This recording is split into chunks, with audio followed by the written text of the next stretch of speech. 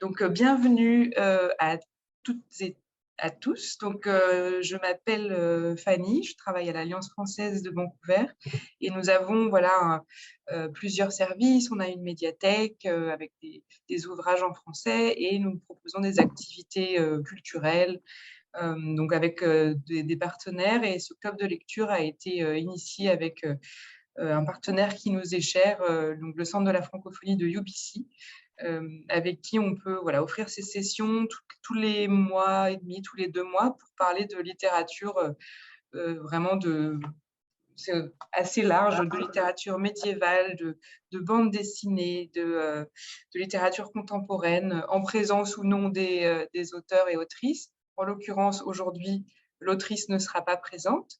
Je pense que ça va être difficile, mais nous aurons le plaisir voilà, d'avoir Patrick Morand, professeur de littérature à UBC, pour nous expliquer un peu plus cet ouvrage, donc Les Laits de Marie de France. Donc Patrick, je te donne la parole et merci encore. Ben non, merci beaucoup Fanny et merci encore d'organiser ça. Et alors bonjour tout le monde, ça me fait très plaisir d'être ici à nouveau. Ça fait quelques mois maintenant que je n'étais pas revenu au club de lecture. Mais je suis très heureux d'être là et je vous souhaite à toutes et à tous une bonne année puisqu'on en parlait avec Fanny. C'est encore le mois de janvier, on a encore le droit de souhaiter une bonne année. Ce que j'ai prévu, c'est juste de vous faire une petite présentation du contexte des Laits de Marie de France, parler un petit peu de Marie de France, de ce qu'on sait sur elle, ce qui est très peu, donc c'est surtout des hypothèses, et juste vous donner quelques informations sur le contexte historique, esthétique des Laits. Si vous aviez si vous aviez participé au club de lecture sur Tristan et Iseult de Béroul, il y a certains éléments que vous allez retrouver ici dans la présentation. Donc, ça va vous être familier pour certains points parce que c'est le même contexte historique, c'est la même période historique et c'est le même contexte géographique. C'est l'Angleterre francophone, enfin, la noblesse francophone anglaise qui est le milieu où Marie de France écrit, comme Béroul avait écrit Tristan et Iseult. Donc, il va y avoir certains points qui vont être similaires, mais sur d'autres points, vous allez, j'espère, apprendre des choses nouvelles. Et puis ensuite, on va pouvoir discuter un peu de tous ces laits, parce qu'ils sont tous très différents, évidemment. Tous avec leur propre charme individuel et leurs propres aspérités, leurs propres points un peu qui intriguent. Donc, on va discuter de ça. Alors, l'image que vous avez ici, c'est une des rares représentations de Marie de France qu'on trouve dans des manuscrits médiévaux de son œuvre, mais aucune représentation de Marie de France n'est contemporaine de Marie. Les manuscrits les plus anciens sont du XIIIe siècle, donc le siècle qui suit l'époque où Marie a écrit ses Laits. Mais il y a beaucoup de stabilité dans le type de représentation. Et on parlera un peu des traits qui sont utilisés pour la représenter, le voile notamment, et le fait qu'elle est dans une position d'écriture ici. Donc c'est vraiment l'écrivaine qui travaille sur son texte et qui travaille, qui n'est pas seulement en train de réfléchir, mais vraiment de fabriquer physiquement le texte, donc de l'écrire. Et on voit les deux objets qu'elle a dans ses mains. L'un des deux objets dans la main droite, c'est sa plume pour écrire, et dans la main gauche, elle tient un couteau, et le couteau est un outil presque aussi important que la plume quand on écrit un manuscrit au Moyen-Âge, parce que c'est ce qui permet de gratter le texte, en fait, et de réécrire. Donc c'est un outil de correction. Donc elle est dans un travail d'élaboration et de correction ici. C'est une posture qui est importante et qui émerge souvent au début des manuscrits de Marie de France. Enfin, souvent, il n'y a pas beaucoup de manuscrits de Marie de France, mais c'est une posture typique. Alors, le contexte d'écriture des Laits de Marie de France. Les Laits ont été écrits sans doute vers 1160. C'est une hypothèse raisonnable, mais qui est toujours difficile à confirmer, mais dans les années 1160, qui est une époque de grande effervescence intellectuelle au XIIe siècle, dans le domaine francophone des deux côtés de la Manche. Parce que Marie de France a vraisemblablement, c'est l'hypothèse la plus probable, elle a très vraisemblablement écrit ses Laits en Angleterre, dans ces années 1160. Et l'Angleterre, à cette époque, dans la deuxième moitié du XIIe siècle, c'est un contexte très spécifique, puisque c'est un contexte, le contexte intellectuel et artistique est francophone à ce moment-là. Les élites anglaises, donc l'aristocratie, le haut clergé, étaient francophones au XIIe siècle, surtout les rangs les plus élevés de l'aristocratie, et ce, depuis l'invasion normande de 1066.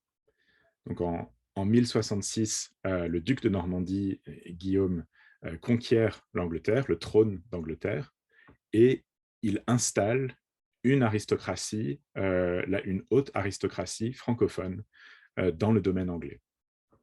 Et c'est une aristocratie qui parle le dialecte normand et qui va bientôt se développer en anglo-normand, qui est le dialecte de cette francophonie des îles britanniques. Et au XIIe siècle, on est encore dans ce domaine anglo-normand très fort, où les arts, la poésie, l'écriture se font en français. Ça, c'est le contexte général, mais vers 1160, il y a un contexte spécifique qui est dû au roi qui se trouve sur le trône d'Angleterre, mais pas seulement le roi, mais la reine aussi. Mais le roi d'Angleterre, en 1160, c'est Henri II Plantagenet, qui était un protecteur des lettres et qui favorisait la littérature, à la fois la littérature intellectuelle, donc écrite en latin, toute la littérature de savoir est naturellement écrite en latin au Moyen-Âge, littérature scientifique, religieuse, historique, philosophique. Mais Henri II favorisait aussi la littérature de plaisir, écrite en français. Et en réalité, la littérature en français émerge à cette époque beaucoup plus en Angleterre qu'en France. Parce qu'en France, le français, c'est juste considéré comme la langue de tous les jours, la langue du peuple, en fait. Donc, il n'y a pas de prestige autour de la langue française en France, à cette époque. La langue prestigieuse, c'est le latin. Mais en Angleterre, au contraire, le latin est bien sûr la langue la plus prestigieuse, la langue de l'Église, mais le français a du prestige parce que c'est la langue de la noblesse, c'est la langue de l'élite sociale. Donc, la volonté d'écrire une littérature en français est beaucoup plus forte dans ce milieu anglais, parce que c'est une littérature qui est attachée au milieu nobiliaire. Donc, beaucoup des grands textes littéraires des débuts de la littérature française ne sont pas français, ils sont francophones. Donc, la chanson de Roland, les laits de Marie de France, les romans de Tristan et Iseux, etc., leurs versions les plus anciennes émergent en Angleterre.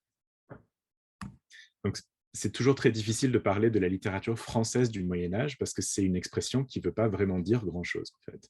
C'est la littérature de langue française du Moyen-Âge, en réalité.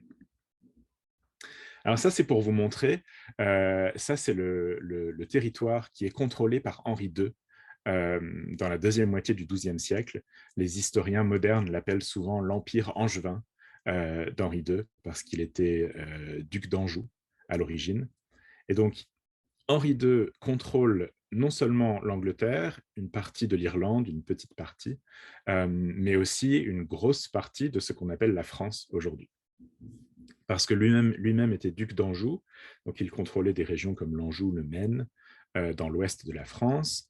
Mais quand il devient roi d'Angleterre, il contrôle aussi la Normandie, qui appartient encore au roi d'Angleterre, et toute l'Angleterre. Et il s'est marié avec une femme très importante de l'époque, qui est Aliénor d'Aquitaine. Et Aliénor d'Aquitaine était duchesse d'Aquitaine. Elle contrôlait un territoire énorme dans le sud de la France. Et elle venait d'une culture littéraire et artistique très développée. C'était la culture des troubadours dans le sud de la France. Et donc, Aliénor d'Aquitaine, quand elle se marie avec Henri II, apporte tout ce fond culturel très prestigieux, très sophistiqué, et le connecte avec ce milieu anglais francophone. Et Aliénor d'Aquitaine est une protectrice des arts, presque plus importante que son mari, Henri II. Donc cette connexion entre Henri et Aliénor crée un territoire énorme, donc une puissance politique énorme, mais aussi une puissance culturelle énorme.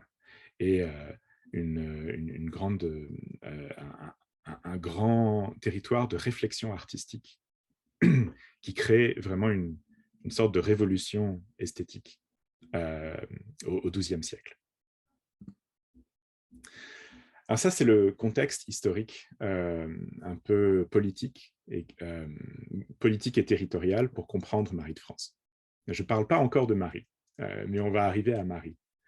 L'autre contexte pour comprendre Marie, c'est le monde féodal, donc le système féodal dans lequel Marie écrit et dans lequel elle va, auquel elle fait référence dans ses livres. Alors, le monde féodal, ou la féodalité, si vous voulez, c'est un système politico-social qui se fonde sur la fidélité personnelle et réciproque entre un seigneur et ses vassaux. Donc, c'est une structure pour régir la noblesse, en fait. La féodalité, c'est un système d'organisation de la noblesse. Et c'est un système pyramidal. Enfin, pas chaque niveau, mais dans la plupart des niveaux, on est le vassal d'un seigneur au-dessus de soi, et le seigneur est lui aussi le vassal d'un seigneur plus élevé, qui est lui aussi le vassal d'un seigneur encore plus haut, jusqu'au souverain. Tout au sommet de la pyramide, il y a le souverain, qui est le roi en théorie. En réalité, le souverain n'a pas toujours un pouvoir total, mais il y a toujours quelqu'un qui est seigneur, mais qui n'a pas de seigneur au-dessus de lui. Et en bas, il y a des vassaux qui n'ont pas de vassal en dessous d'eux. Mais en général, on est une chaîne dans cette pyramide.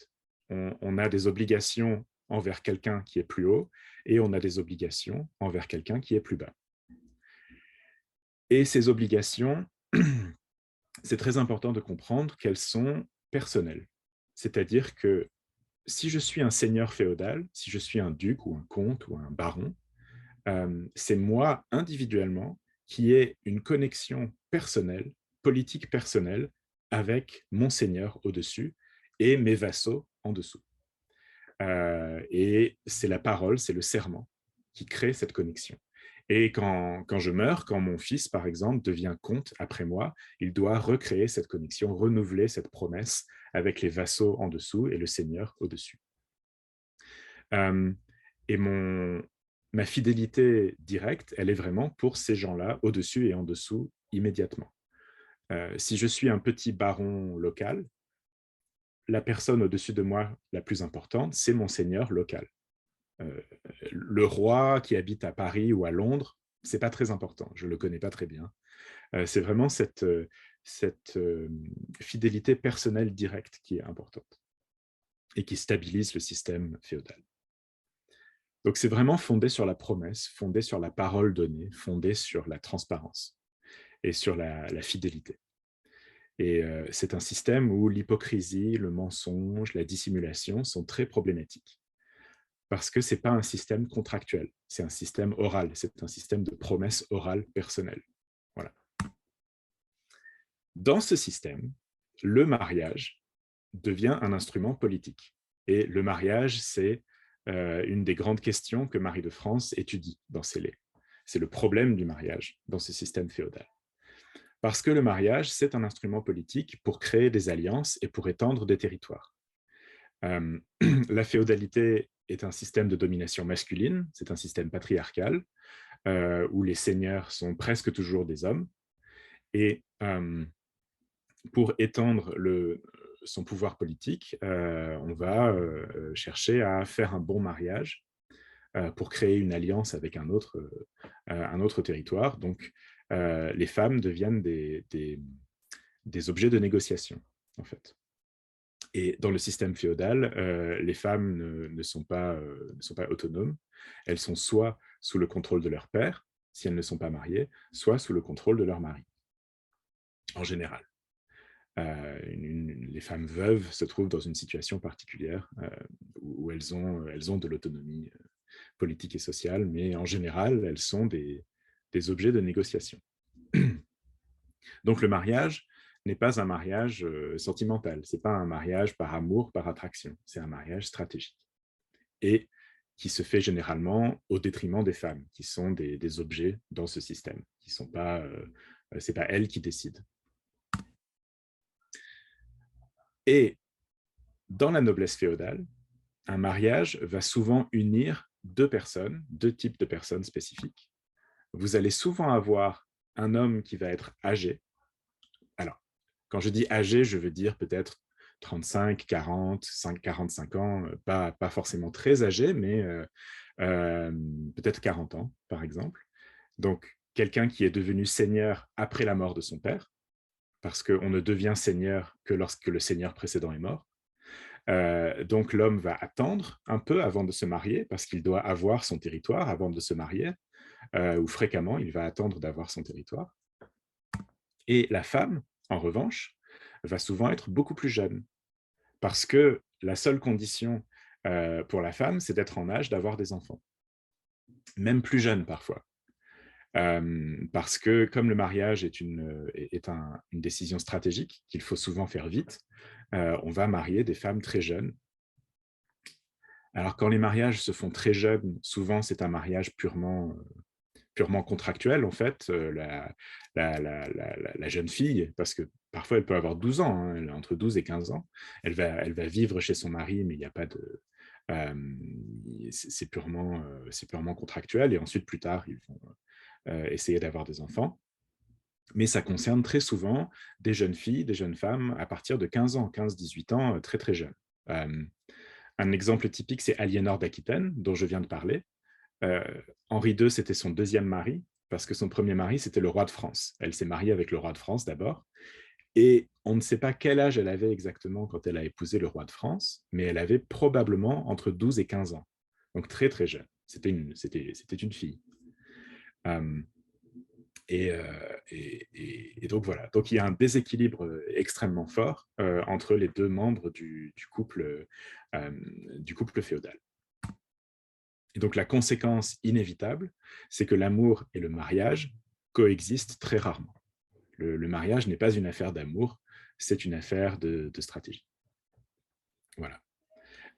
Donc ça, c'est un peu le contexte féodal pour comprendre où se positionnent les laits de Marie de France. Finalement, il y a un troisième contexte qu'il faut comprendre. Donc, on a vu le contexte historique-politique, le contexte social général de la féodalité, et finalement, le troisième contexte, c'est un contexte esthétique, justement. Qu'est-ce qui se passe au XIIe siècle? Comment est-ce que les arts, comment est-ce que les poètes et les auteurs vont écrire sur sur ce système, sur ce complexe féodal historique? Et ce qui va émerger au XIIe siècle, qui va aider les auteurs à réfléchir sur ce système et sur les problèmes de ce système, c'est ce qu'on appelle souvent la fine amour ou l'amour courtois. Donc la fine amour, c'est une expression occitane qui vient du sud de la France, qui est une expression de Languedoc, et l'amour courtois, c'est la traduction en français moderne qu'on utilise souvent. Alors, ce qui se développe à partir du début du XIIe siècle, c'est ce qu'on appelle l'esthétique courtoise. Et elle s'appelle courtoise parce qu'elle vient de la cour. Elle est développée dans des cours nobles. Quand on dit la cour au Moyen-Âge, c'est la cour de n'importe quel seigneur suffisamment important. Quand on parle de la cour plus tard, par exemple à l'époque de Louis XIV, au XVIIe, XVIIIe siècle, quand on dit la cour, on pense à la cour du roi uniquement, d'accord? On pense à Versailles, etc.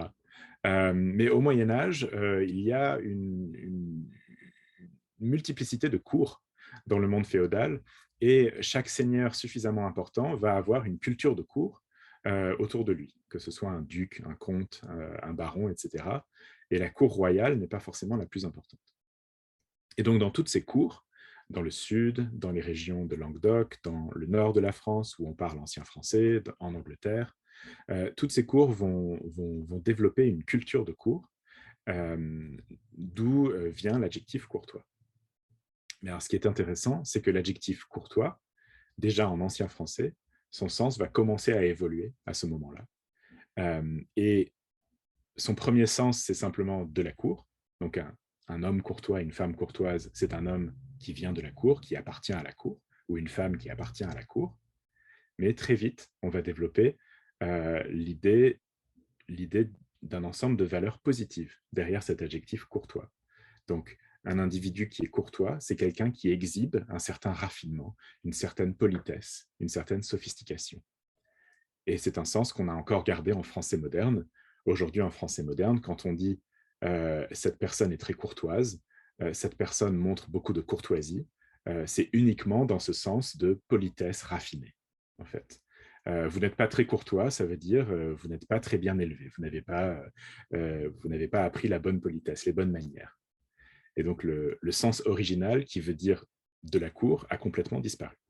Et c'est à ce moment-là, c'est au XIIe siècle que cette évolution se passe.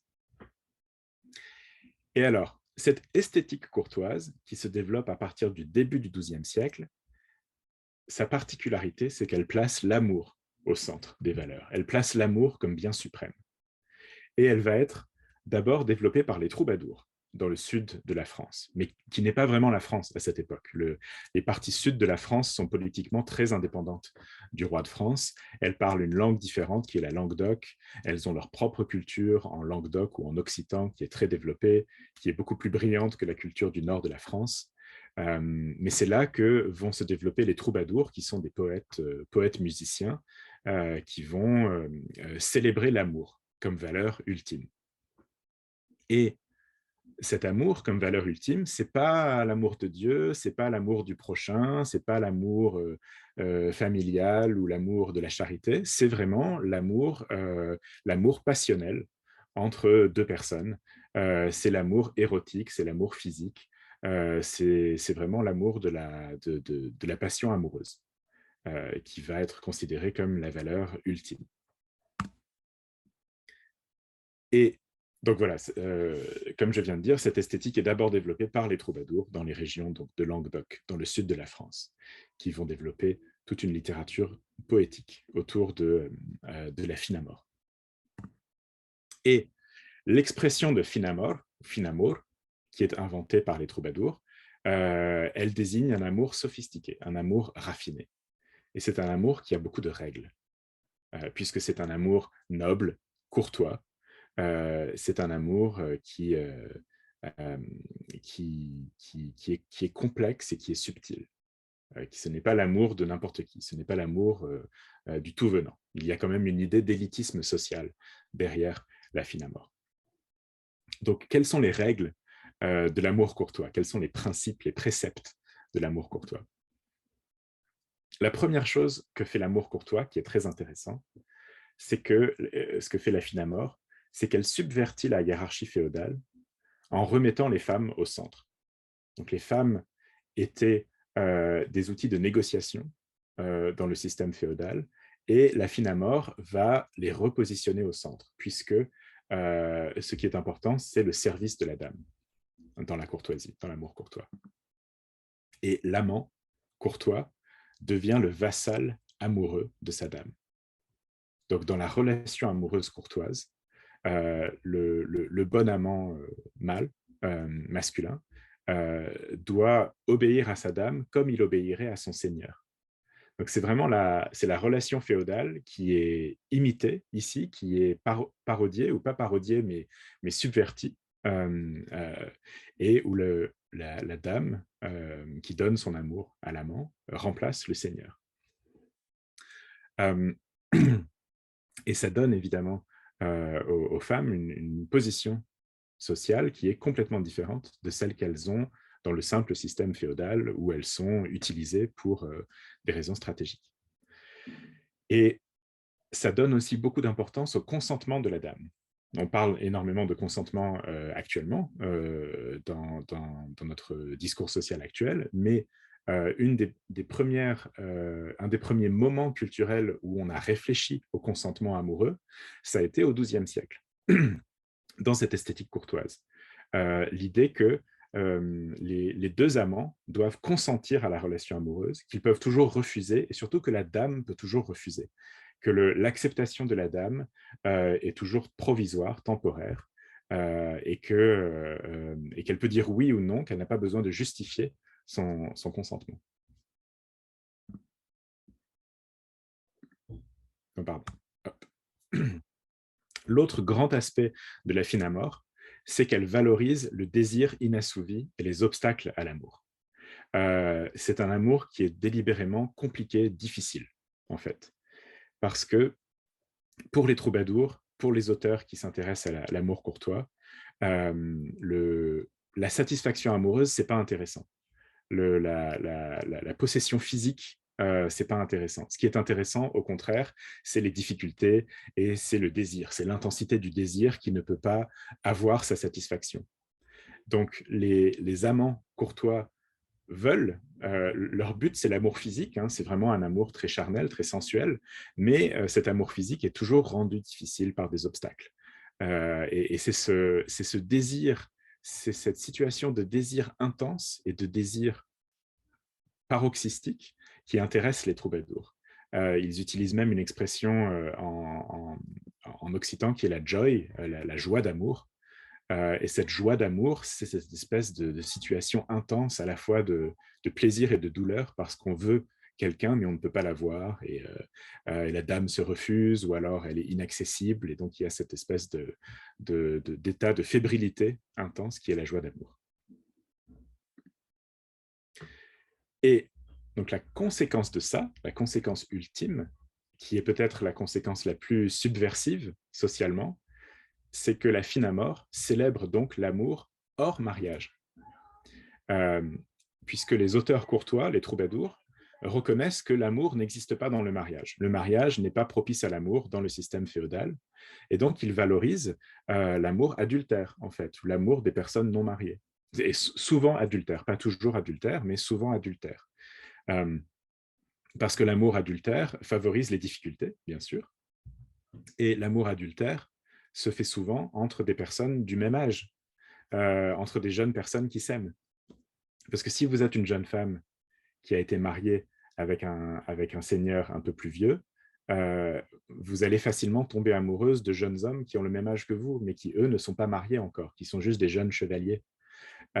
Et c'est ça qui est intéressant, c'est que l'esthétique courtoise est aussi une célébration de la jeunesse, en fait. C'est une célébration de ces jeunes qui sont dans un système social qui ne les satisfait pas et qui se sentent piégés, mais qui veulent vivre leur vie sentimentale de manière libre. Et c'est ce qui explique donc cette célébration du désir intense, cette célébration de la difficulté, cette célébration de la sophistication, mais aussi cette célébration de l'adultère.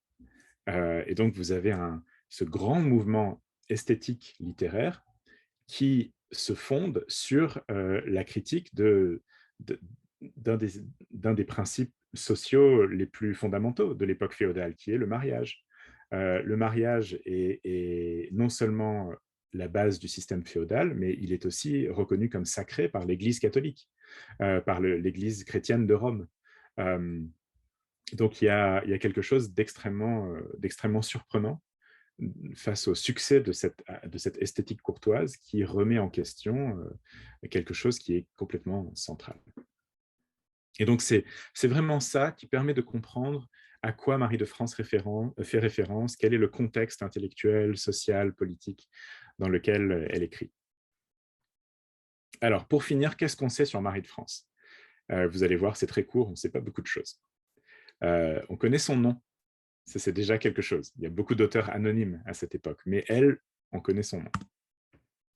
Donc on a peu de certitudes à son sujet. On sait qu'elle a écrit quelques autres textes. C'est une autrice à laquelle on peut attribuer un petit corpus. Ça c'est bien aussi, c'est rare à cette époque. Donc elle a également écrit des fables, comme les fables de La Fontaine, des fables animalières, avec une morale. Et elle a aussi écrit un court récit sur Saint Patrick qui s'appelle L'Espurgatoire Saint Patrick, qui est une petite légende au sujet de Saint Patrick. Donc elle a une production littéraire assez variée pour son époque. Et on pense que c'est la même personne qui a écrit tous ces textes, même si certains sont signés Marie, d'autres sont signés Marie de France, mais il y a très peu d'auteurs femmes à cette époque. Tous ces textes ont été écrits dans le même milieu anglo-normand et c'est 99% de certitude que c'est la même personne. On sait qu'elle est éduquée et qu'elle est érudite et qu'elle connaît sans doute le latin. Elle fait des références aux auteurs latins dans les laits, surtout dans le prologue des laits, et elle a une culture littéraire qui est développée et une culture du folklore. Et si elle connaît les auteurs latins, c'est sans doute qu'elle sait lire et écrire. Donc on suppose qu'elle sait lire et écrire parce qu'elle a écrit des textes, mais elle pourrait avoir dicté des textes, par exemple. Mais le plus logique, c'est de supposer qu'elle sait lire et écrire. Et ça, savoir lire et écrire, au XIIe siècle, ce n'est pas automatique, même dans la noblesse. Même les grands seigneurs ne savent pas tous lire et écrire à cette époque. Et les femmes de la noblesse ont encore moins de chances de savoir lire et écrire. Donc ça nous donne des informations sur son identité sociale, en fait. Une femme érudite qui connaît peut-être le latin et qui sait lire et écrire au XIIe siècle, il y a une très forte probabilité que ce soit, par exemple, une abbesse, que ce soit quelqu'un qui soit dans un milieu religieux, en fait. Parce que le milieu intellectuel pour les femmes au XIIe siècle, c'est le milieu religieux, c'est le milieu des couvents. Tous les couvents ne sont pas intellectuels, mais une femme qui va développer des compétences intellectuelles comme ça, la lecture, l'écriture, le latin, c'est très probable que ce soit dans un milieu conventuel. Si c'est une femme noble, comme on suppose qu'est Marie de France, alors c'est probablement une abbesse.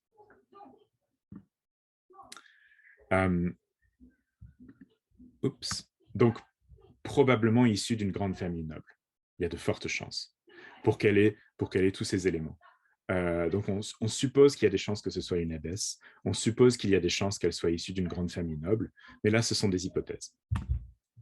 Le problème, c'est que Marie est un nom très commun, comme aujourd'hui encore, hein, c'est un des prénoms féminins les plus communs. Donc, elle n'a pas un prénom rare, donc c'est difficile de l'identifier quand on regarde d'autres Maries historiques à cette époque. On essaye de la trouver. Et le toponyme de France nous donne très peu de précision. Donc, elle s'appelle Marie, elle vient probablement de France, elle vient peut-être d'Île-de-France, donc la région parisienne, qui est souvent le mot France désigne spécifiquement l'Île-de-France, les domaines royaux autour de Paris. Elle se réfère à elle-même comme Marie de France, sans doute parce qu'elle est en Angleterre. Donc, elle explique d'où elle vient. Elle n'est pas en France quand elle écrit, donc elle se désigne comme Marie qui vient de France. Parce que ce nom de France, ce n'est pas un nom aristocratique, ce n'est pas le nom de sa famille, c'est juste un désignateur géographique, en fait. Donc, elle vient sans doute de France, comme beaucoup de nobles de la cour d'Henri II, et elle s'appelle Marie. Alors, on a trouvé des Maries qui venaient de France, en Angleterre à cette époque, des abbesses ou des grandes aristocrates. On en a trouvé. On en a trouvé même des très intéressantes, comme la demi-sœur d'Henri II. La demi-sœur du roi d'Angleterre s'appelait Marie, et elle était abbesse. Et elle était sûrement très érudite et très intelligente, et elle connaissait le latin, et elle avait une grande sensibilité littéraire. Donc certains ont dit, c'est peut-être elle, par exemple, c'est peut-être la demi-sœur d'Henri II. Ce serait possible et logique, mais il y en a d'autres. Il y a d'autres cas de Marie, et il y a beaucoup d'incertitudes. Mais ça vous donne des idées sur qui elle aurait pu être. Alors, qu'est-ce que les laits? Qu'est-ce que c'est que ces textes qu'elle écrit et qui sont les textes les plus célèbres qu'on a préservés de Marie de France? Alors, les laits, c'est un genre littéraire qui est assez facile à définir. Il y a une identité générique qui est très claire. Ce sont des récits brefs, toujours. Le lait, c'est toujours un récit court. Il n'y a pas de lait très long. Le lait d'Éliduc, le tout dernier, chez Marie de France, c'est un des plus longs qui existent dans tout le genre littéraire. Et tous les laits sont presque toujours prétendument tirés du folklore breton. Donc, ce qu'on veut dire par breton, c'est britannique, gallois ou breton armoricain, donc la Bretagne continentale. Et je dis prétendument parce qu'on ne sait jamais très bien si ce sont vraiment des sujets folkloriques traditionnels qui viennent de la tradition orale ou si ce sont des inventions de Marie. peut-être qu'il y a un mélange. On ne sait pas quelle est sa part de création personnelle. Les laits sont toujours consacrés à des récits d'amour. Ça aussi, c'est un grand trait qui définit le genre. L'amour est la préoccupation principale des laits. Et le troisième point, j'arrive pas à le faire apparaître, voilà. Le troisième point, c'est que les laits sont souvent teintés de merveilleux, de surnaturel, de fantastique. Comme on le voit dans les laits de Marie de France, tous les laits de Marie de France ne contiennent pas des éléments magiques ou surnaturels, mais la majorité de ces laits en contiennent, même parfois juste une petite portion. Marie utilise les laits très clairement pour tenir un discours courtois. Elle veut réfléchir sur l'amour, elle veut réfléchir sur la condition des femmes dans la société féodale, et elle veut réfléchir à comment l'amour peut apporter le bonheur ou le malheur, comment l'amour peut créer des espaces de liberté, notamment pour les personnages féminins, et comment l'amour peut être un mécanisme de transformation, en fait. Comment l'amour peut bouleverser les choses. Parfois, ça va les bouleverser de manière très positive, parfois de manière très négative. C'est ça qui est intéressant aussi. Marie de France a une vision très compliquée, très complexe, très ambivalente de l'amour, qui est intéressante. Les laits sont toujours écrits en octosyllabes à rime plate, et je vous ferai une petite démonstration de lecture pour que vous entendiez à quoi ressemblent les laits de Marie de France. Je vais tenter de restituer un peu la prononciation du XIIe siècle. Donc, ce sont des textes poétiques, des textes en vers, des vers de 8 syllabes. Quand vous lisez la traduction, alors dans l'édition de Philippe Walter, Philippe Walter a fait une traduction un peu versifiée, où il reproduit au moins visuellement les vers, donc ça c'est bien. Et surtout, les laits et Marie de France sont connectés de manière intime parce que Marie est l'introductrice du genre en littérature française. Les premiers laits sont les laits de Marie de France, les plus anciens qu'on ait préservés. Et c'est un genre qui reste très populaire jusqu'au XIIIe siècle. Donc pendant plusieurs décennies après Marie, on continue à écrire des laits, mais généralement on écrit des laits anonymes après Marie. Mais tous les laits qui sont écrits après Marie sont vraiment dans la lignée de Marie. C'est vraiment des auteurs qui cherchent à imiter le style de Marie de France presque toujours. Donc, alors j'appelle Marie Marie de France parce que pour les auteurs du Moyen-Âge à cette époque, ils n'ont pas de nom de famille le plus souvent. Donc de France n'est pas un nom de famille, c'est juste un toponyme, juste un indicateur géographique. Et donc le seul nom de Marie de France, c'est Marie. Donc on peut l'appeler Marie quand on parle d'elle. Ou comme Chrétien de Troyes, on peut l'appeler Chrétien. C'est pas une familiarité excessive, c'est leur nom réel, c'est leur nom officiel. Voilà. Alors, quelques questions qu'on peut poser, on va discuter tous ensemble, mais quelques questions qui sont intéressantes à poser sur les laits, c'est par exemple, est-ce que les laits de Marie de France forment un tout cohérent? Est-ce que ces 12 histoires, est-ce qu'elles forment un système cohérent? Ou est-ce que ce sont juste 12 histoires complètement différentes, sans connexion particulière? Une autre question qu'on peut se poser, c'est est-ce que les laits ont une morale? Est-ce qu'il y a un message dans les laits? Est-ce que cette morale est toujours très claire? Est-ce qu'il y a des laits qui sont vraiment ambigus? Est-ce que les laits ont plusieurs morales différentes? Est-ce qu'ils disent tous la même chose? Ou est-ce qu'il y a des contradictions entre les laits? Et ça, cette deuxième question se connecte à la première, la question de la cohérence. Une question qu'on peut poser, c'est quelles sont les valeurs qui sont célébrées par les laits? Est-ce que ce sont les valeurs courtoises classiques, l'amour, etc.? Est-ce que l'amour gagne toujours? Est-ce qu'il y a des valeurs plus importantes que l'amour dans certains laits? Qui sont les bons personnages et les mauvais personnages? Est-ce qu'ils respectent tous les lois de l'amour? Et une autre question qui est plus une question formelle, est-ce qu'il y a une différence entre les laits longs et les laits courts? Il y a certains laits qui sont très longs, qui développent des histoires très complexes, avec beaucoup d'événements, et d'autres laits qui sont très très courts, et qui se focalisent sur un petit épisode, comme le lait du rossignol, par exemple, le laustique, ou le lait du chèvrefeuille, avec Tristan et Iseux. Donc, c'est un peu des questions qu'on peut se poser. Voilà.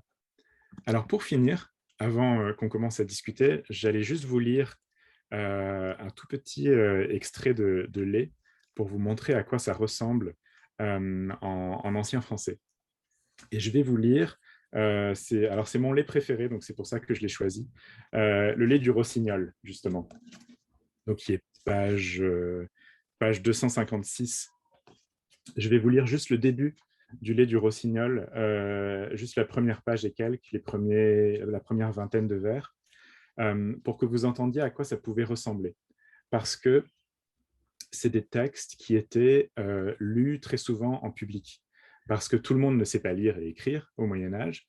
Donc, si vous êtes un seigneur au Moyen-Âge et que vous avez un exemplaire des laits de Marie de France, vous allez inviter vos amis chez vous et vous allez demander à quelqu'un de les lire pour tout le monde. Donc, c'est un texte qui est très oral. Il n'y a pas de musique, ce n'est pas des textes chantés, c'est des textes qui sont lus, juste prononcés, mais vous allez entendre une musicalité très claire, qui est la musicalité de l'octosyllabe médiévale. Alors, donc, l'austique. Une aventure vous dirait, dont les Bretons firent un lait. L'austique adnon sost mevis, s'il appelle dans leur pays. Seu est rossignol en français et nightingale en dret anglais. En Saint-Malo en la contrée, haut une ville renommée. Deus chevalers ilec manent, et Deus force maisons y avent. Pour la bonté de Deus barons, fut de la ville bons linons.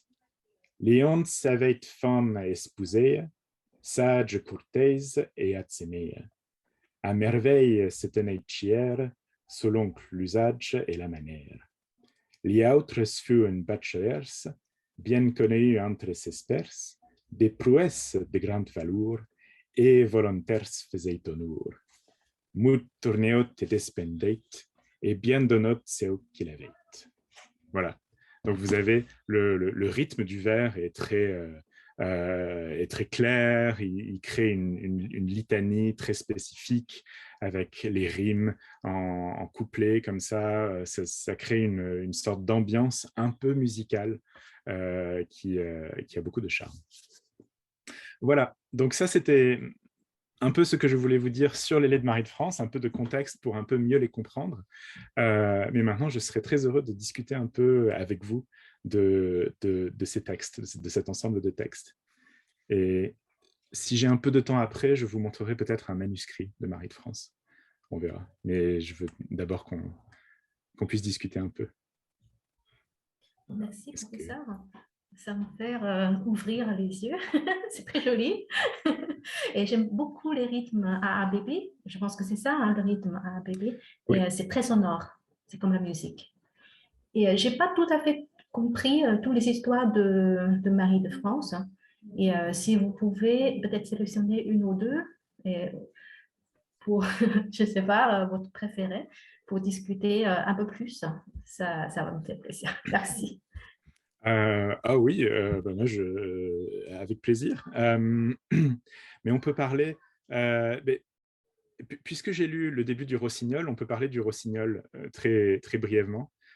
C'est un des laits les plus courts de Marie de France et c'est un de ses laits les plus tragiques. Vous avez vu, c'est cette histoire c'est un exemple typique de situation d'amour courtois adultère avec une jeune femme qui est mariée avec un seigneur et qui tombe amoureuse du chevalier proche qui lui n'est pas marié, mais ils doivent cacher leur amour et elle dissimule l'amour à son mari en disant « Ah, je vais écouter le chant du rossignol » et ensuite le mari tue le rossignol.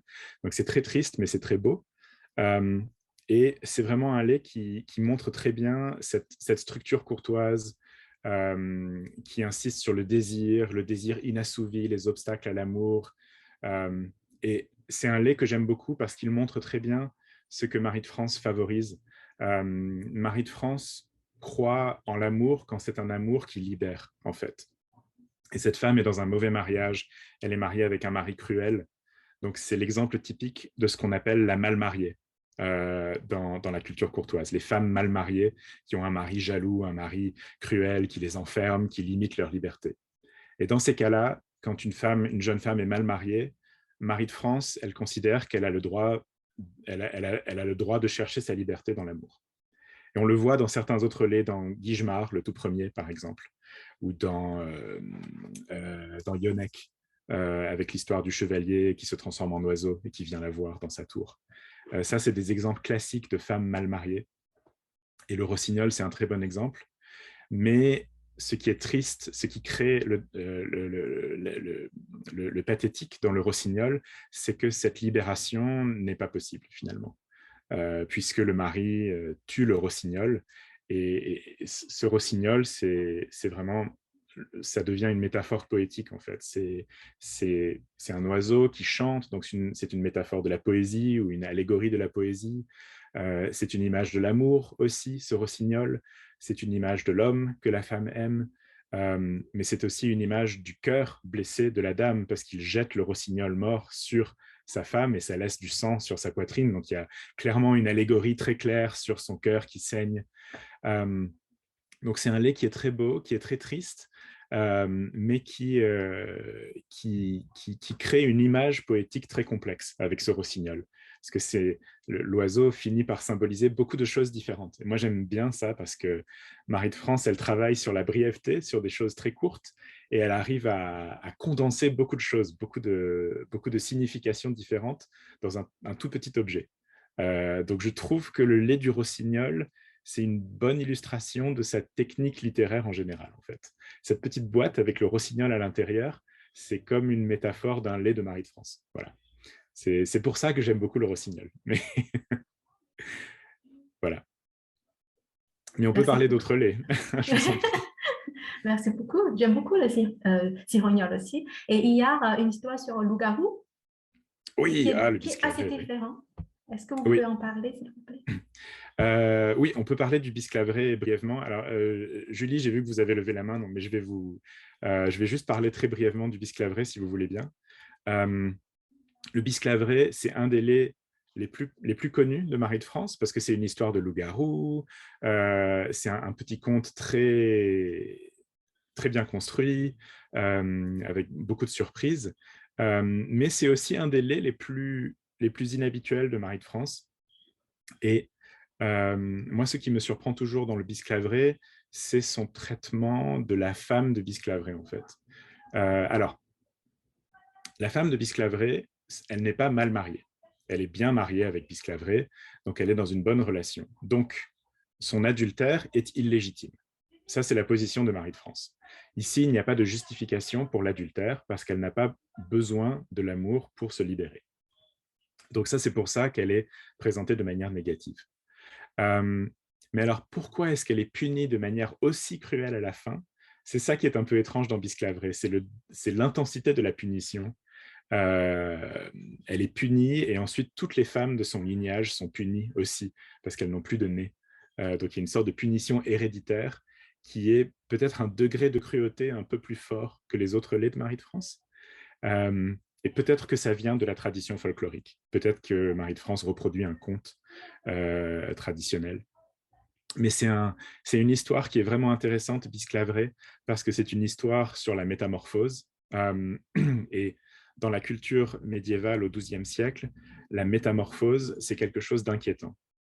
Parce que la culture féodale et la culture chrétienne, c'est une culture de la transparence. L'idée, c'est qu'il faut être direct, transparent, franc, honnête.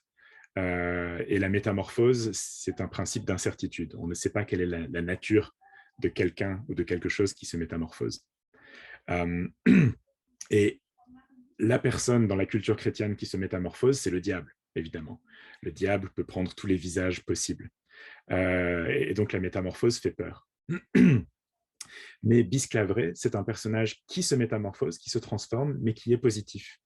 Et elle nous explique, c'est pas un loup-garou monstrueux, c'est pas un loup-garou irrationnel, cruel, c'est un gentil loup-garou, en fait. Et elle fait la même chose dans l'histoire de Yonec, avec le chevalier oiseau. Elle veut nous montrer que c'est un personnage de métamorphe, un personnage qui se transforme, qui a une double nature, mais qui est positif. Et que fait la dame dans Yonec quand elle voit ce chevalier oiseau? Elle a peur qu'il soit démoniaque, donc elle l'oblige à prendre, à communier, en fait, à prendre la communion. Parce que s'il peut communier, ça veut dire que c'est un bon chrétien. et donc ce n'est pas un diable. Et donc Marie de France, là aussi, elle prend une peur religieuse, qui est la peur de l'incertitude sur la nature de quelque chose, la peur de l'instabilité ontologique, et elle le transforme en quelque chose de positif. Elle crée un discours de fluidité, en fait. Dans Marie de France, la fluidité est souvent une chose positive. Et cette idée voilà, de liberté, de souplesse est très importante. Voilà, c'est ce que je dirais sur Bisclaveret, mais il y a beaucoup de choses à dire. Hein. Alors, excusez-moi, Julie, vous aviez levé la main il y a longtemps. Oui, merci beaucoup et merci pour la présentation très intéressante. J'ai beaucoup aimé Bisclaveret, mais j'ai trouvé le Rossignol un peu insatisfaisante. Et je crois que c'est parce que le méchant dans le Rossignol n'a pas été puni à la fin. Et alors, il y avait ces histoires où le méchant ou la méchante ou celle ou celui qui a trahi les amants ont été punis, Oui. où les amants ont eu l'occasion de se venger. Mais ce n'est pas constant à travers des histoires. Alors, Oui. pourquoi dans certaines histoires, il y a cet aspect de punition des méchants et dans d'autres, il n'y en a pas? Oui, c'est une très bonne question que vous posez. Et c'est un des problèmes, c'est une des raisons pour lesquelles les laits sont étudiés depuis tellement longtemps. Il y a un discours critique extrêmement complexe sur les laits de Marie de France. Il y a beaucoup de livres et d'articles qui sont écrits sur Marie de France parce qu'elle suscite des problèmes interprétatifs. Elle écrit 12 laits différents et donc presque chacun des 12 laits dit quelque chose de différent en fait et donne des conclusions différentes. Et je pense que, honnêtement, il y a eu un livre récemment de Virginie Green, qui est professeure à Harvard, qui s'appelle Logical Fictions, et qui parle notamment de Marie de France. Et la position de Virginie Green, qui est très intéressante, c'est de dire que ces auteurs comme Marie de France, ces auteurs courtois, ces auteurs très intellectuels, ce qui les intéresse, c'est pas de donner des réponses, mais c'est de créer des problèmes, en fait, et de créer de la discussion, et de créer du débat. Et donc, elle va volontairement créer des histoires qui vont dans des directions différentes, et où on n'a pas toujours, effectivement, le même degré de punition. Parfois, on ne comprend pas pourquoi un personnage est puni très gravement. Parfois, une histoire se finit très mal alors que la même histoire se finit beaucoup mieux dans un autre lait. Un très bon exemple, c'est l'histoire de Yonec et l'histoire de Milon, qui sont presque la même histoire en fait, mais qui se finit très bien dans Milon. Les deux amants se retrouvent à la fin et sont heureux. Mais dans Yonec, non, le chevalier oiseau meurt. Et donc, elle crée des situations avec des variations pour obliger ses lecteurs à dire mais pourquoi. Il faut les obliger à réfléchir, mais je ne pense pas qu'il y ait une réponse claire. Je dirais qu'il faut accepter la frustration avec Marie de France. C'est une époque où ce que dit Virginie Green, donc là je reproduis l'opinion de Virginie Green, ce que dit Virginie Green, c'est que on est à une époque où la philosophie, les philosophes à Paris, notamment à l'Université de Paris, développent une réflexion fondée sur le débat, justement, et fondée sur ce qu'on appelle la disputatio en latin, donc la dispute, en fait.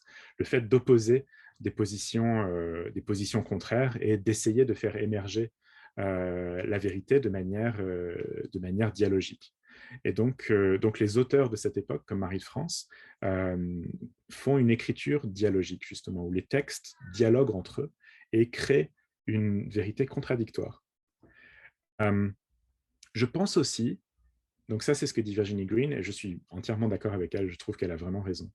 Je pense aussi que Marie de France veut aussi mélanger dans ces laits des laits plus idéalistes, en fait, où elle réfléchit à des situations amoureuses idéales, où l'amour permet vraiment de vaincre tous les obstacles, comme dans Guigemar, où l'amour mène au bonheur absolu, et des laits plus pragmatiques, où elle ramène son lecteur à la réalité, en fait. Elle ramène son public au réel en disant, en réalité, l'amour n'est pas toujours un instrument de libération. L'amour est parfois un instrument de destruction, et parfois, l'amour n'amène nulle part parce que l'amour ne peut pas tout faire, en fait. Et je pense que le discours du rossignol, dans le lait du rossignol, c'est que l'amour ne peut pas tout faire. Et c'est triste. Mais cette tristesse est là pour balancer la joie et le bonheur d'autres laits. Il y a des laits qui sont un peu plus comiques aussi. Il y a des laits qui sont beaucoup plus agressifs, beaucoup plus sombres, d'autres qui sont juste heureux. Et je pense qu'elle essaye de créer une multiplicité d'émotions dans son public et de jouer entre le réel et l'idéal aussi. C'est ça qui est vraiment intéressant. Oui. Voilà. Oui, Jingzi?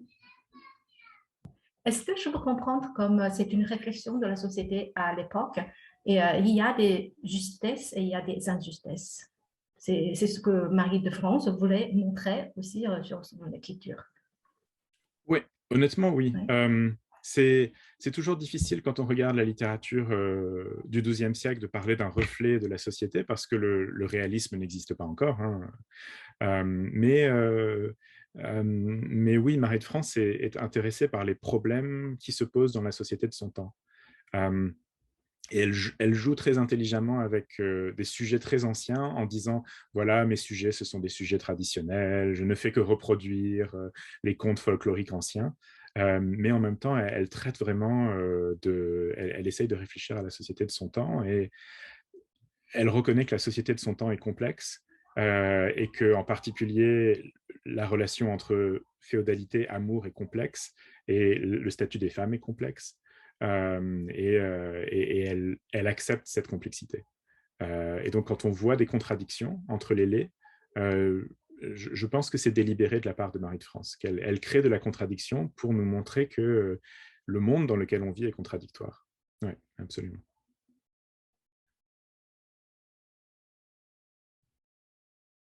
Alors, est-ce que vous avez d'autres questions, des laits qui vous ont paru vraiment intrigants ou qui vous ont surpris ou choqué ou vous n'avez peut-être pas compris ou... J'aimerais bien savoir un peu quels sont les laits que vous avez préférés, mais aussi peut-être les laits que vous avez le moins aimés. Grace? Je, je voulais sûrement dire que mon préféré, je crois que c'est le frêne. Personne n'a pas encore parlé de ce lait, mais pour moi, c'est plutôt peut-être l'amour parental au lieu de l'amour passionnant. Et aussi, j'aime comment, même si au début, il y a cette femme qui est méchante, et à la fin, elle regrette vraiment. Et il y avait à la fin, c'est bon. Donc, c'est mon préféré. Oui, ça c'est vrai que le frêne, c'est un lait qui est vraiment intéressant, je suis d'accord avec vous. Il est, comme vous dites, il y a l'amour parental qui joue un rôle important. C'est un lait qui réfléchit sur les dangers de la rumeur, de la mauvaise langue, de l'hypocrisie. Et c'est un lait qui réfléchit beaucoup sur la résilience aussi. Je pense que la résilience est un sujet récurrent dans les laits de Marie de France, généralement autour des personnages féminins qui sont souvent présentés comme des personnages résilients, résistants. Et le lait du frêne, c'est un de ceux qui s'intéresse le plus à ça, euh, à ce personnage qui résiste malgré tout et qui attend et qui est patiente.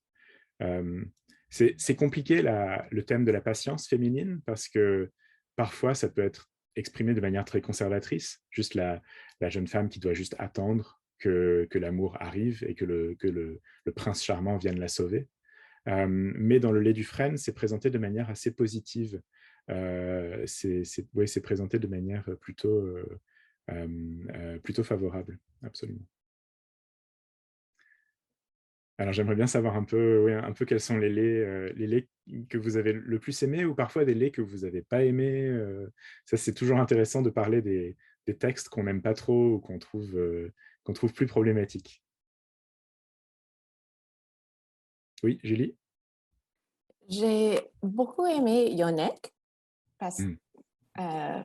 parce que dans cette histoire, la femme a eu l'occasion d'entrer dans l'autre monde. Euh, et, et donc, j'ai trouvé ça très intéressant par rapport aux autres Oui. histoires.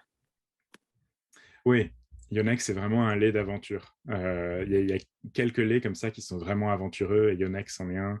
Et effectivement, la protagoniste entre dans l'autre monde. Et c'est donc l'autre monde, c'est un motif narratif qui vient de la culture celtique, bretonne. C'est dans la culture bretonne traditionnelle, mais aussi irlandaise, hein, beaucoup des cultures celtiques des îles britanniques. L'autre monde, c'est le monde des fées, c'est le monde des morts, c'est le monde du surnaturel qui existe juste à la limite du nôtre, en fait, et qui est juste, c'est ce qu'on voit du coin de l'œil, en fait. C'est ce qui est toujours un peu juste derrière nous, juste dans le coin de l'œil, mais dans lequel on peut jamais entrer, sauf dans certaines histoires. Et, et c'est toujours symbolisé de manière très subtile, avec comme une colline ou une rivière, ou comme dans l'Enval. Dans le lait de l'Enval, quand l'Enval arrive à la rivière, au début, il est tout seul, il arrive à la rivière, et de l'autre côté de la rivière, il y a la dame avec ses suivantes, et il y a ses tantes, etc. Et cette dame, elle a des pouvoirs étranges, elle dit dès que tu auras besoin de moi, je viendrai, ou on pourra toujours se voir, mais il ne faut jamais parler de moi aux autres, etc. Ça, c'est une fée. Et Marie de France ne dit pas toujours quand il y a des éléments surnaturels, mais ses lecteurs le comprennent en fait. Ils voient, ah oui, c'est l'autre monde, c'est une fée, etc. Et dans Yonek, c'est un des laits les plus fabuleux parce qu'il y a le chevalier oiseau qui peut se transformer en n'importe quoi, il y a l'autre monde, donc c'est vraiment... Et on parlait un peu de la libération, et l'autre monde, c'est le monde de la liberté. Quand on entre dans l'autre monde, on est libéré des contraintes sociales. Euh, et les laits, qui se finissent mal dans Marie de France sont souvent, pas toujours, mais ce sont souvent des laits où il n'y a pas cet élément surnaturel. Il n'y a pas cette possibilité de libération par le surnaturel. Comme dans le Rossignol, mais aussi comme dans Équitant. Bon, Équitant se finit mal parce que c'est la faute des amants, donc c'est différent. Ou comme dans le Chétivel, le lait du... Comment est-ce qu'il a traduit le titre Oui, le Chétivel, le pauvre malheureux. Souvent, ces laits-là qui se finissent un peu mal, c'est parce qu'il n'y a pas cette possibilité de se libérer par l'aide de l'imaginaire. Donc, c'est intéressant. Donc, il y a un peu une résignation de Marie de France qui dit oui, la libération par l'amour est possible, mais peut-être seulement dans les histoires. Je regarde la question de Corinne dans les commentaires. Est-ce que le frêne est un symbole hors des laits? Je ne saurais pas vous dire exactement la symbolique du frêne au Moyen-Âge en général, mais ce qui est important ici, ce sur quoi joue Marie de France ici, c'est l'opposition symbolique entre les deux, entre frêne et coudrier. C'est sur ça qu'elle joue. Est-ce que le frêne pris tout seul a un sens symbolique dans la culture médiévale? Je ne suis pas sûr. C'est une bonne question dont je devrais essayer de découvrir la réponse, à vrai dire. Mais ouais. Mais ici, ce qui est significatif ici, c'est l'opposition entre frêne et coudrier, entre l'arbre fertile, si on veut, qui porte ses fruits, et puis le frêne, qui est plutôt l'arbre négatif, l'arbre pauvre, en quelque sorte, mais qui va vaincre à la fin. Alors, est-ce que vous avez... Oui, allez-y. Seulement une curiosité. Et à la fin, c'est Eliduc dans cette histoire. Et l'auteur a utilisé une puissance surnaturelle pour sauver la fille. Mais pourquoi dans les autres? Elle pourra utiliser aussi cette puissance, n'est-ce pas? Mais pourquoi pas dans les autres histoires? Mais là, ça rejoint un peu ce que je vous disais, c'est que je pense que Chaque lait a ses propres règles, en quelque sorte. Et le lait d'Eliduc, c'est un lait, ils ont le petit univers d'Eliduc, c'est un univers où il y a la possibilité de la magie, en fait, et la possibilité de la résurrection, etc. Mais dans d'autres laits, non. Donc certains laits, et c'est ça qui est intéressant, c'est que chaque lait a ses propres codes. Dans l'histoire de Yonec, par exemple, il y a des chevaliers oiseaux, voilà, on accepte. Alors que dans le lait du rossignol, non, c'est un univers qui est plus réaliste, entre guillemets. Dans le lait de Bisclaveret, il y a des loups-garous, mais chaque lait a ses petites règles. Et chaque lait a sa position sur l'aiguille du surnaturel, en fait. Il y a certains laits où le surnaturel n'existe pas, et d'autres laits où, au contraire, on est dans un univers complètement fabuleux. Et je pense qu'il faut pas... Je pense que c'est ça qui est intéressant, c'est que les laits ne sont pas complètement connectés. Ils ont chacun leur petit univers miniature. Donc ça, c'est amusant. Ouais. Alors, je regarde une question de Nancy dans le chat. Comment comprendre le symbolisme de la chasse à la fin de l'Austique? S'agit-il d'un reliquaire? Ah ouais, c'est une bonne question, ça. Je pense que oui, Nancy, je pense que tu as raison. Qu'il y a très certainement l'image du reliquaire religieux, ouais, donc du coffre qui contient une relique religieuse. Mais ici, donc, ça joue avec cette image religieuse dans cette esthétique courtoise où l'amour est le bien suprême. Donc, ce n'est pas la relique d'un saint qu'on va contenir dans le coffre, mais la relique de l'amour, de cet amour qui est mort, et la relique de l'innocence, parce que on oublie parfois dans l'histoire du rossignol, on oublie le pauvre rossignol qui est complètement innocent et qui est une créature du monde naturel. Hein. Il y a quelques animaux dans les laits de Marie de France qui ont souvent un rôle très important, les animaux, et ils ont souvent un rôle symbolique et allégorique très fort. Et là, ce rossignol, il symbolise l'amour, il symbolise la poésie, puisqu'il chante, mais il symbolise aussi l'innocence. Parce que ces deux amants, dans le rossignol, ils sont innocents, et la dame, elle est innocente, son amour est innocent. Il n'y a aucune possibilité de condamner la dame dans la logique du rossignol. Ensuite, les petits coffres au Moyen-Âge, qui sont souvent des coffres pour des parfums, par exemple, ou pour des cosmétiques, les petits coffres sont souvent associés à l'esthétique courtoise. On a par exemple des exemples de coffres médiévaux, de coffres qui appartenaient sans doute à des dames, qui ont des petites scènes amoureuses et courtoises dessus. Il y a un coffre très célèbre qui reproduit des épisodes de l'histoire de Tristan et Iseult, par exemple. Il faudrait que je retrouve une image d'ailleurs sur Google. Je vais vous montrer cette image. Voilà, ça c'est donc c'est un petit coffret en ivoire à motif tristanien qui représente Tristan et Iseult à la fontaine épiée par le roi Marc. Ça a été fait plus tard que l'époque de Marie de France, vers le XIVe siècle. Mais c'est un petit objet, vous voyez les dimensions, 6 cm sur 11,5 cm, c'est tout petit. Et c'est au musée du Louvre. Et vous avez, si on peut agrandir l'image, on va voir usage personnel ou académique. Bon, on va voir si je peux faire. On va essayer de tricher un peu. Est-ce que ça marche? Ah non, non, ils sont plus intelligents que moi. Mais donc, attendez, ça, c'est les manuscrits de Marie de France. Vous voyez en tout cas la scène ici. Donc, dans cette scène, on voit Iseult à gauche, qui est reine.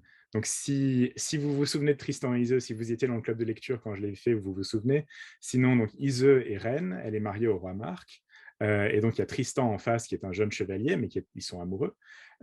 Et on a la scène de la fontaine, donc ils parlent en secret tous les deux, mais le roi Marc est caché dans l'arbre, on le voit dans l'arbre avec sa couronne, et Iseult voit le roi Marc qui est reflété dans l'eau de la fontaine. Donc la tête que vous voyez dans l'eau, c'est le reflet du visage du roi Marc, et elle montre le visage du roi Marc à Tristan, en lui disant en gros, attention, le roi Marc nous voit. Et donc ils vont cacher la nature de leur discussion pour que Marc ne les soupçonne pas.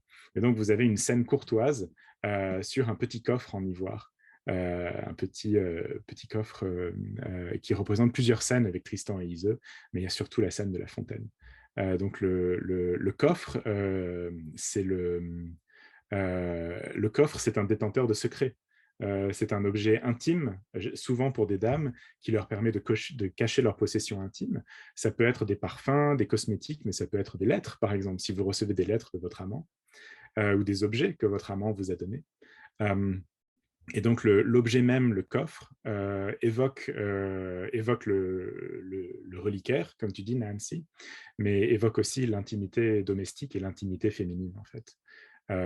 Donc, c'est vraiment un symbole intéressant que cette petite chasse. Voilà.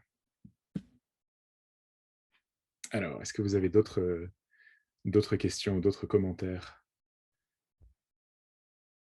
Si vous n'en avez pas tout de suite, je peux vous montrer un manuscrit de Marie de France, si ça vous intéresse.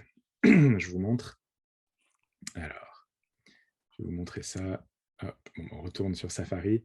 Alors, je vais vous montrer ce manuscrit. Il y a un petit nombre de manuscrits qui contiennent des laits de Marie de France. Celui-ci, c'est le plus célèbre.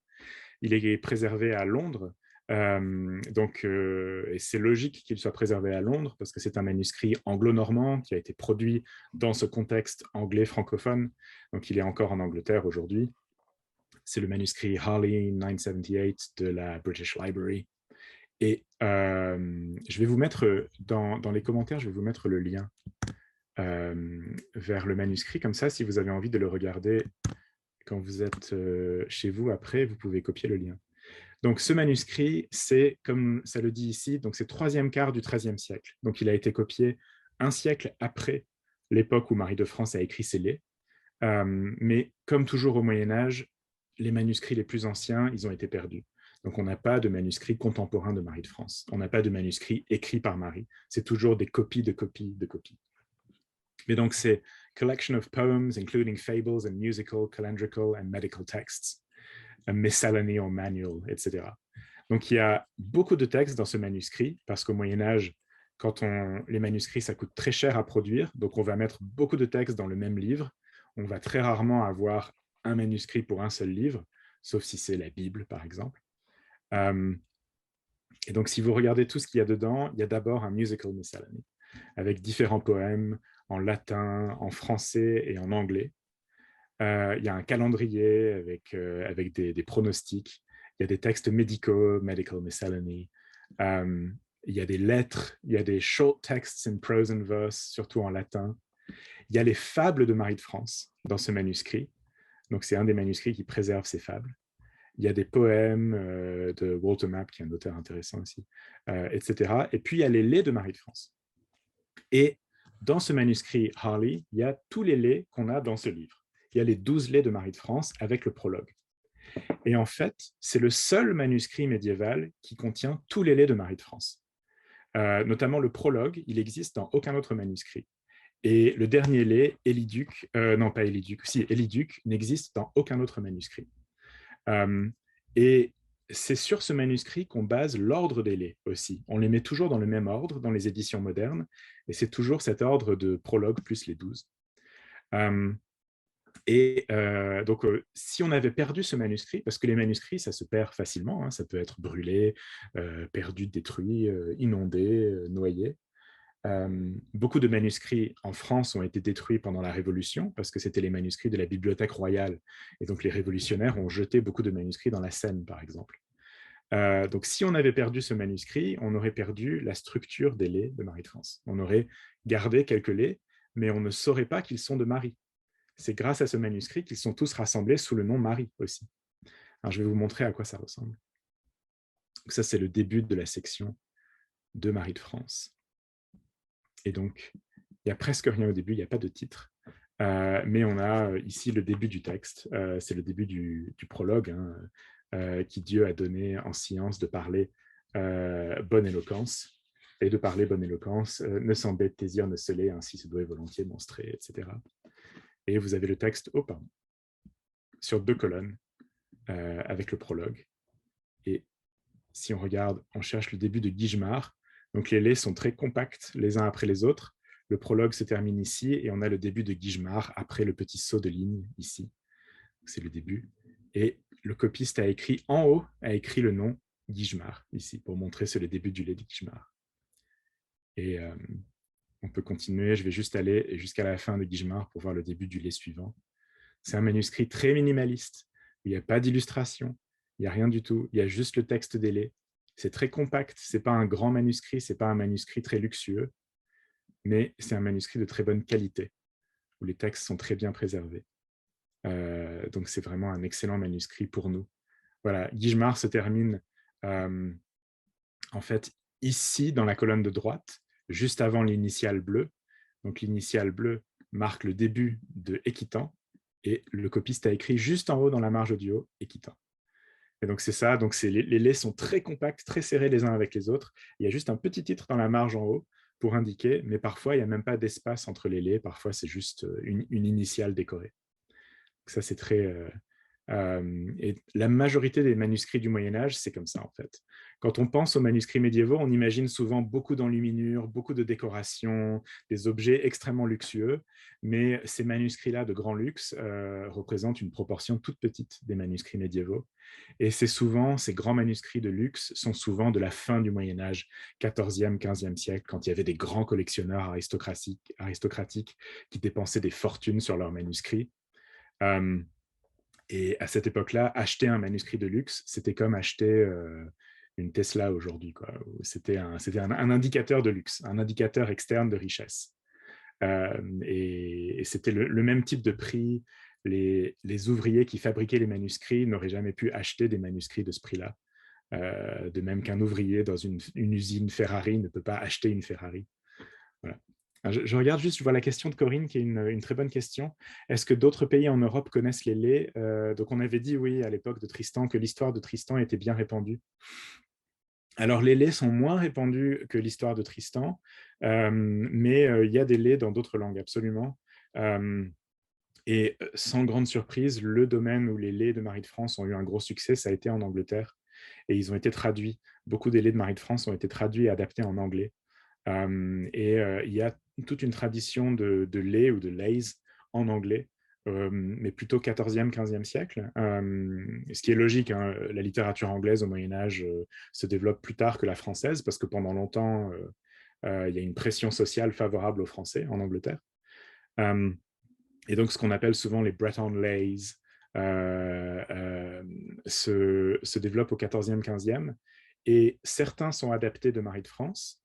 D'autres sont adaptés de laits anonymes français postérieurs, et d'autres, on ne connaît pas leur origine. Donc ça, c'est vraiment intéressant, parce que les laits en anglais peuvent nous donner des indications sur des laits français qui ont été perdus. On n'est jamais très sûr, mais il y en a quelques-uns qui viendraient de laits perdus. Donc oui, il y a une grande tradition de ça, et les spécialistes des laits anglais étudient souvent les laits de manière bilingue, justement, pour comparer avec les textes sources en français. Ensuite, il y a un autre pays qui a beaucoup traduit les laits, et c'est la Scandinavie, en fait. Parce que au XIIIe siècle, il y a eu une succession de souverains scandinaves, suédois notamment, qui voulaient que la cour de Suède soit aussi prestigieuse que les grandes cours européennes, en fait.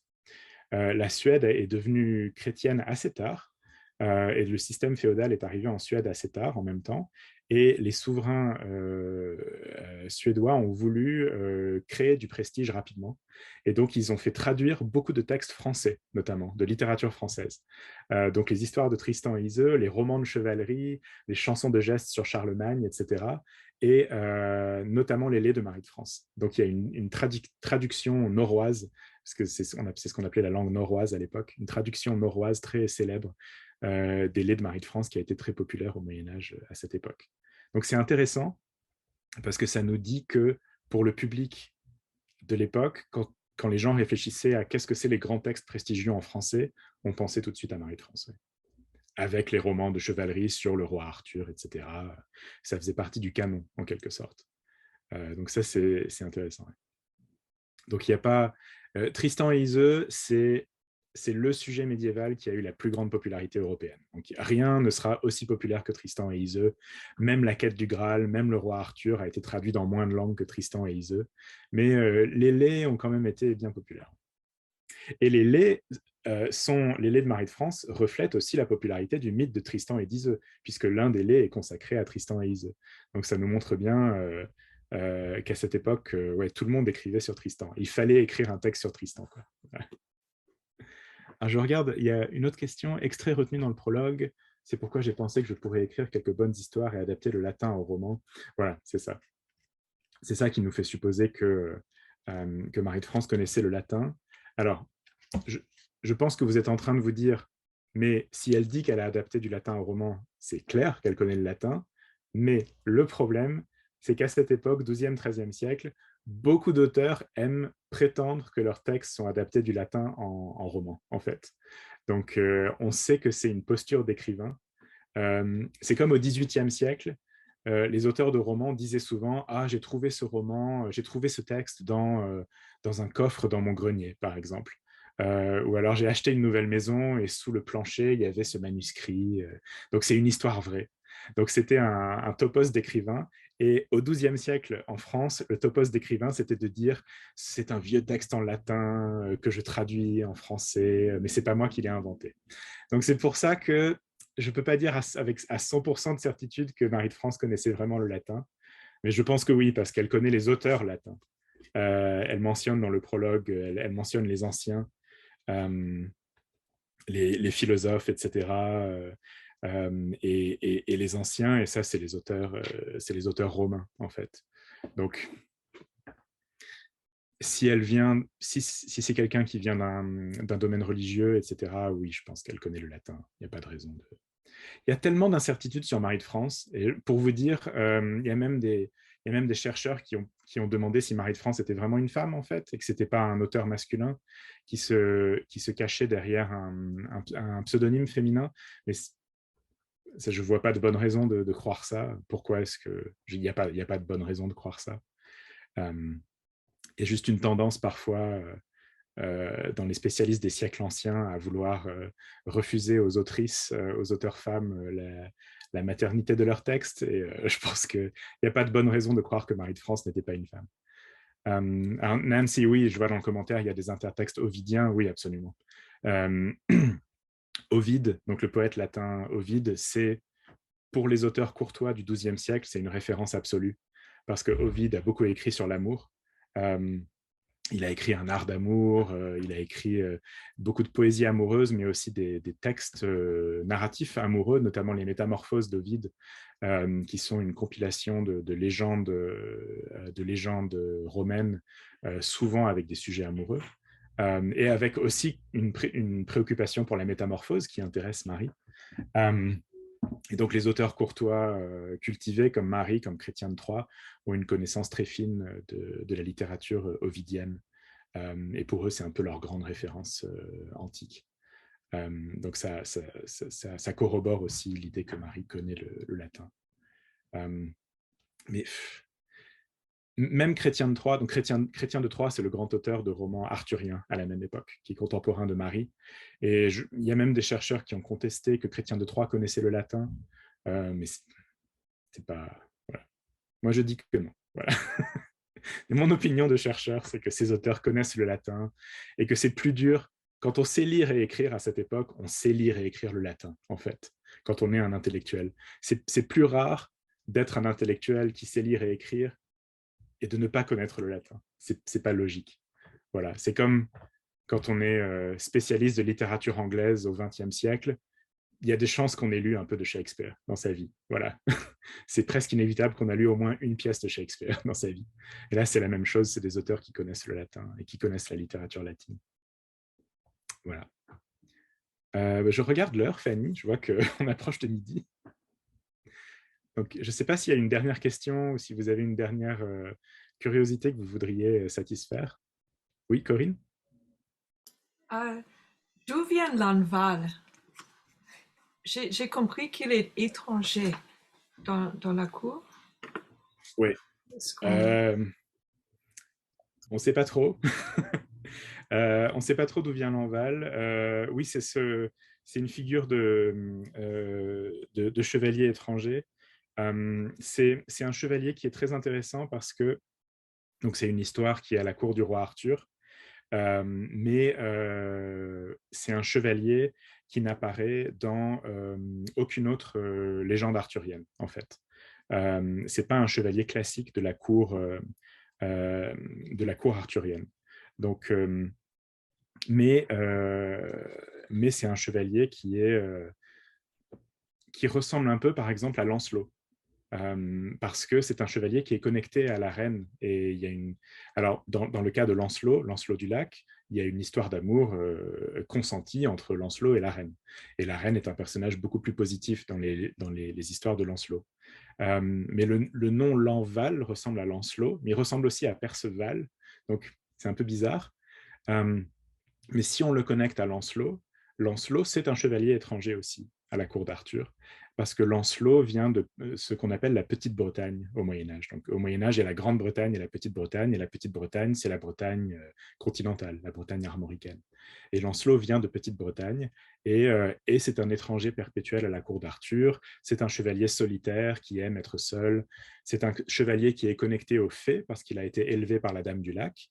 Donc, il y a une connexion féerique, surnaturelle. C'est un chevalier qui est connecté par l'amour avec la reine, et ça crée une situation compliquée avec le roi. Donc, il y a des éléments dans l'histoire de Lanval qui ressemblent à l'histoire de Lancelot, mais l'histoire de Lancelot n'existe pas encore vraiment dans la tradition, parce que c'est vraiment Chrétien de Troyes, quelques années, peut-être 1 ou 2 décennies après Marie de France, qui va vraiment introduire Lancelot dans la littérature arthurienne. Donc, est-ce que Lanval est une sorte de version prototypique de Lancelot? Je ne sais pas. C'est un personnage mystérieux parce qu'on n'a aucune autre source littéraire sur Lanval. Mais moi, j'aime bien le connecter au personnage de Lancelot, justement. Je trouve qu'il y a beaucoup de points communs un peu qui m'intriguent, en gros. Que dit... Oui, c'est ça. Je regarde la note de Philippe Walter qui dit « Les sources du texte sont incontestablement mythiques, ça se connecte, il y a d'autres histoires qui ressemblent, mais on n'a pas de source, on n'a pas d'autres textes immédiats qui en parlent. » Voilà. Bon, ben Fanny. Ouais. Je pense que merci beaucoup, Patrick. Encore une fois, c'était passionnant. C'est un voyage Ça me fait très dans plaisir. l'histoire. Ça donne envie de lire plein de choses. Et c'est ce qu'on recherche aussi, c'est de comprendre pourquoi est-ce qu'on lit et de se dire que ça nous apporte tellement. C'était passionnant. Merci beaucoup pour ce temps. On te laisse profiter de ta famille et de ton week-end. Merci à toutes et tous de vous être connectés. Je vous partage juste dans le chat et je vous enverrai de toute façon les informations aussi par courriel. Nous avons 2 autres sessions à venir aussi avec le Centre de la francophonie de UBC et 2 autres professeurs sur des thématiques et des formats différents, sachant que la prochaine rencontre sera autour d'une bande dessinée. Donc, je vous encourage à nous rejoindre en mars.